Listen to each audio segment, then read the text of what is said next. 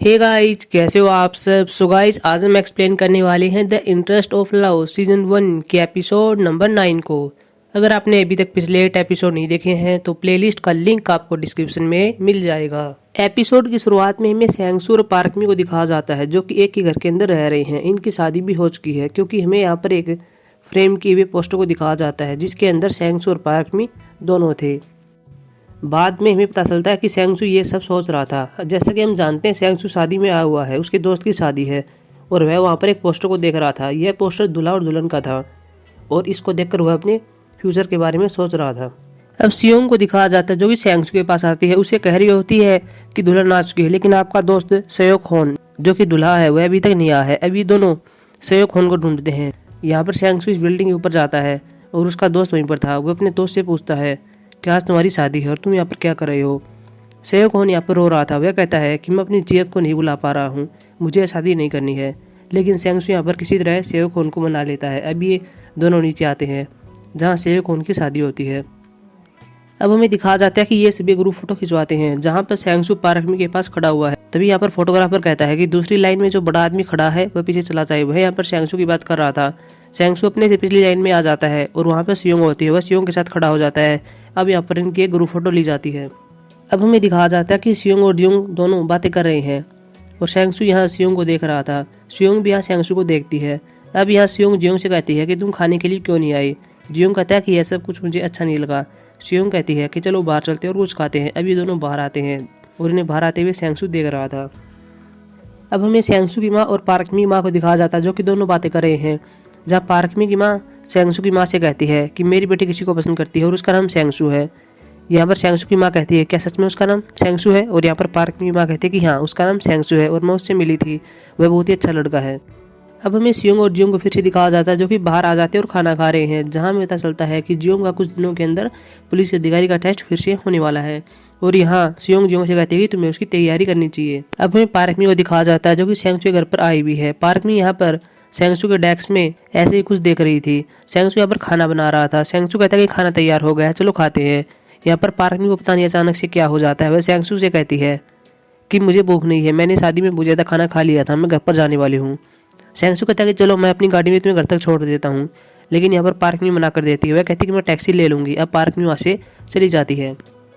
वहीं दूसरी ओर में जियोंग को दिखाया जाता है जो कि सियोंग के घर पर है और यहाँ पर सियोंग और जियोंग दोनों वाइन का सेवन कर रहे होते हैं। अब हमें सेंगसू को दिखाया जाता है जो कि अपने घर पर होता है। तभी उसके पास उसकी माँ का फ़ोन आता है। उसकी माँ उससे कह रही थी क्या तुम घर में अकेले हो। सेंगसू कहता है कि हाँ मैं अकेला हूँ। अब सेंगसू की माँ अंदर आती है। सेंगसू अपनी माँ से कहता है कि मैं घर में अकेला ही था, आप मुझसे क्यों पूछ रही थी।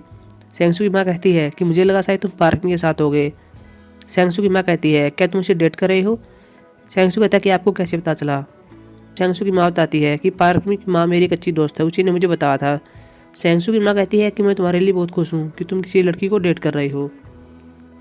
अब हमें पार्कमी को दिखाया जाता है जो कि अपने घर पर है और उस बात को सोच रही है जो कि सेंगसू के घर पर हुई थी। अब यहाँ पर पार्कमी फ्लैशबैक में जाती है और सेंगसू के घर पर है और उस डायरी को देख रही है जो कि सियोंग की थी और यह डायरी सियोंग ने सेंगसू को दी थी। जब सेंगसू पहली बार कैशू बैंक में आया था तो बहुत सी गलतियाँ उससे होती थी। सियोंग ने उसे एक डायरी दी थी और कहा था कि जब मैं पहली बार यहाँ पर आई थी तो बहुत सी गलतियाँ करती थी, इसके अंदर वे सभी गलतियाँ हैं और उनके सोल्यूशन है, तुम इसे ले लो। साथ में इस डायरी में लिखा हुआ था कि सियोंग और जियोंग एक डेट कर रहे हैं। इन सब बातों के कारण यहाँ पर पार्कमी को शक हो जाता है कि सेंगसू सियोंग को चाहता है। इसके अलावा पार्कमी और बातों को भी याद करती है जो कि पहले बैंक के अंदर हो चुकी हैं। उनसे यहाँ पर पार्कमी को लगने लगा है कि सेंगसू और सियोंग के बीच कुछ चल रहा है। अब हमें सियोंग को दिखाया जाता है जो कि अपने घर पर होती है। तभी उसके पास पार्कमी का फ़ोन आता है। सियोंग अभी यहाँ से जाने वाली थी। जियोंग घर पर आता है। जियोंग यहाँ सियोंग से पूछता है तुम कहाँ पर जा रही हो। सियोंग यहाँ जियोंग को बताती है कि पार्कमी का मेरे पास फ़ोन आया है, वह मुझसे मिलना चाहती है इसलिए मैं जा रही हूँ। अब सियोंग वहाँ से चली जाती है। दूसरी ओर में सेंगसू को दिखाया जाता है जो कि आइस हॉकी खेल रहा है। अब वो आराम करने के लिए आ जाता है। उसके पास एक लड़का बैठा हुआ होता है।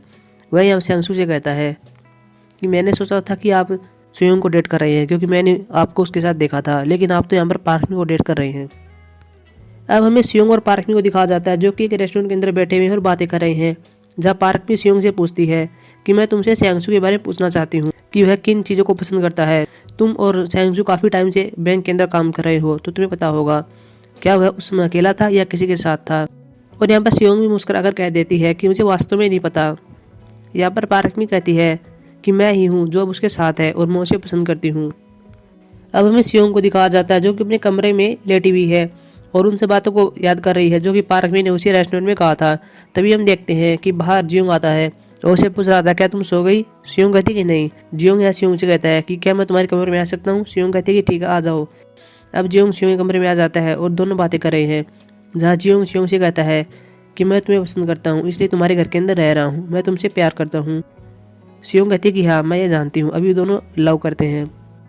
अब हमें दिखाया जाता है जियोंग यहाँ पर सियोंग के कमरे में सोया हुआ है। सियोंग बाहर आ जाती है और वह यहाँ पर बहुत दुखी होती है।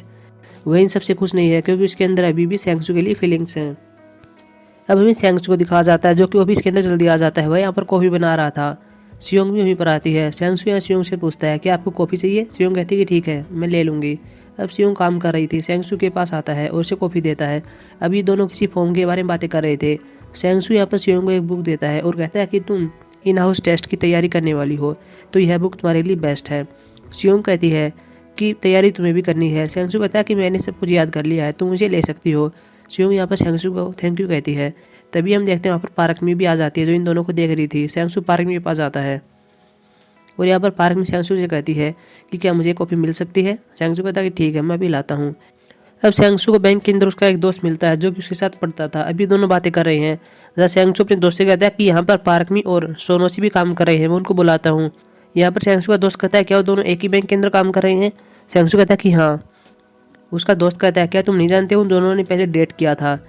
सोनोसी का पहला प्यार पार्क में थी। लेकिन सेंगसू इन बातों के बारे में नहीं जानता था क्योंकि पार्क में ने सेंगसू से कहा था कि उसने पहले कभी किसी को डेट नहीं किया है, लेकिन पार्क में उसे झूठ बोल रही थी। अब सेंगसू बाहर आता है और बाहर सोनोसी और मिस्टर मा जा रहे थे और यहाँ पर सेंगसू सोनोसी को देख रहा था। अब सेंगसू के पास पार्क में आती है, वो उससे बातें कर रही थी। पार्क में सेंगसू से कहती है कि तुम सोनोसी के साथ ज़्यादा मत घुमा करो।